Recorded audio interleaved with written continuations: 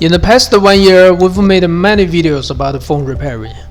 Because motherboard repair has a much higher profit than parts repair, a lot of fans want to know, I'm interested in phone board repair, but where should I start?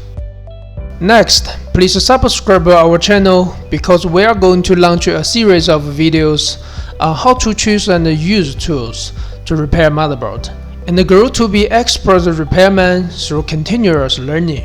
Follow us to check it out. This is the overall perspective of the main repair tools we will introduce in this video. Whirling wind hot air gun is one of the most common tools, so when we need to use it, it was used to solder a big size IC or protection shield. Because its character of slowing heating up, the heat will be lower temperature. It's more gentle and friendly for board components. First, turn on hot air gun. Adjust the airflow power. Adjust the heating temperature. We can test it with a paper. After adjusting, solder the protection shield plate with the hot air gun. Straight hot air gun is also a common repair tool we see always. It has a similar name with whirling wind hot air gun. The difference is straight hot air gun heating up very quickly, and the heat focuses on the muzzle. The temperature control is more accurate, so it's widely used on solder small IC components.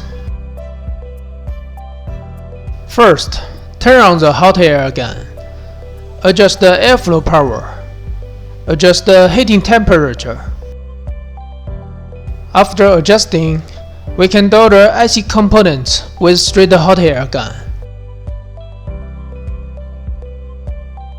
Soldering iron and soldering station are used on tin desoldering, jump wear, and glue removal. Turn on soldering station. Adjust the temperature of soldering iron. Pull out some tin wire. The wire will melt into liquid with appropriate temperature. DC power supply is used to test the volt and electric current of motherboard, etc.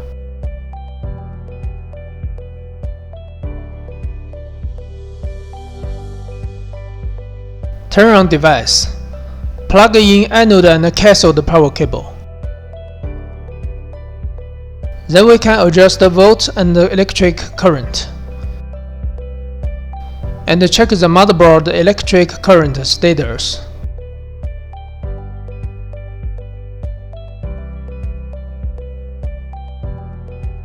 The soldering heating station is used for separating and redrawing of double-layer motherboard. Turn on heating station. Adjust to appropriate temperature. Put motherboard on heating station. Wait until metal soldering joints melt. Shake with tweezers gently and take off the upper board. The board separating completed. If the board is overheating, we can cool it down with the ionizing air blower. Digital multimeter could be used to test the volt and GND status of motherboard. Of course, don't be scared by these dense setting parameters on it. Let us show you how to test if the board was short circuit or not. Turn on multimeter. It has one anode and one cathode testing cable. Plug in two cables. Adjust to buzzer tap position when needed. Connect the board GND with the anode cable. Connect the board components with cathode cable to test the value of resistance. Microscope is used to inspect and repair small board components. It helps us to repair more accurately and reduce the risk and loss of repair failure. Adjust the position and height of microscope. Turn on fill light. The red rotary knob can adjust the light brightness. zooming in and out microscope lens with 2 rotary knobs. Then we can inspect the board closely. Here there are the main tools and auxiliary tools we commonly use for body repair. We will show you how to use them in future videos.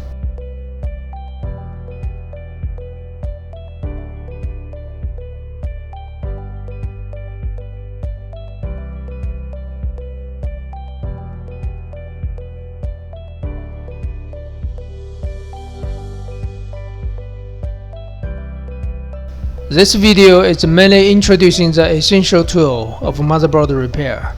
Next, we will keep launching more videos and show you how to start from a repair rookie, then grow up to professional or even repair master.